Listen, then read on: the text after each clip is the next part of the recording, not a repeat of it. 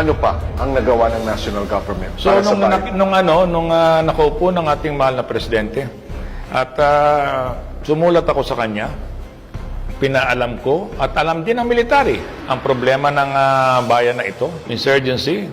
Sabi ko pagtulong-tulungan natin ito. Dahil ang kalaban kako natin dito is not the insurgency, but yung kahirapan.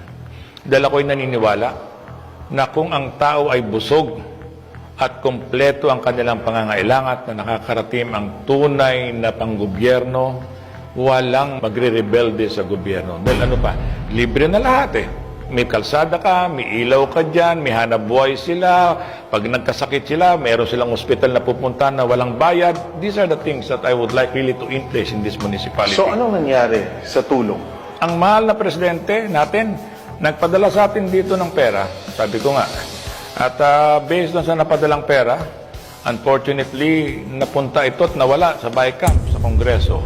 So, nakarating na rin ito at alam na rin ito ng karamihan. That's why, yung kinagagalit ko rito, yung district engineer dito na napakatagal na, hindi malang nakita yung problema namin dito sa Tapas na walang kalsada yung upland barangays. How much did the President give? The President gave me almost about 700 plus billion. Nawala. Nawala yung 700 So hindi natupad ang kalsada? Hindi natupad yan. Anong naging epekto nun, Mayor? Nung hindi natupad, yung 700 million na daan sa... Yung 700 million na hindi natupad, pinaliwanag ko uli sa tao. Sabi ko, hindi nagsisinungaling ating Pangulo.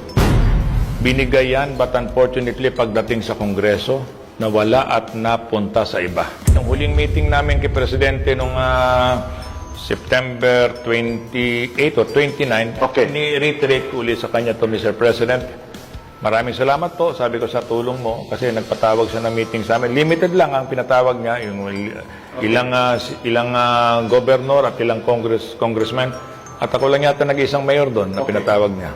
So sinabi ko sa kanya ang problema ng Tapas. At sinabi ng Presidente, hanapan ulit kita ng pera. Okay.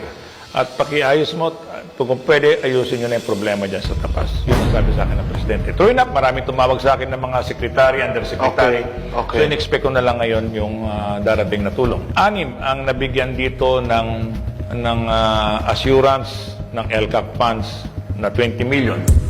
Pero this will come, I'm hoping and I'm championing, tina-champion ko ito na kung po pwede may habol ngayon 2021.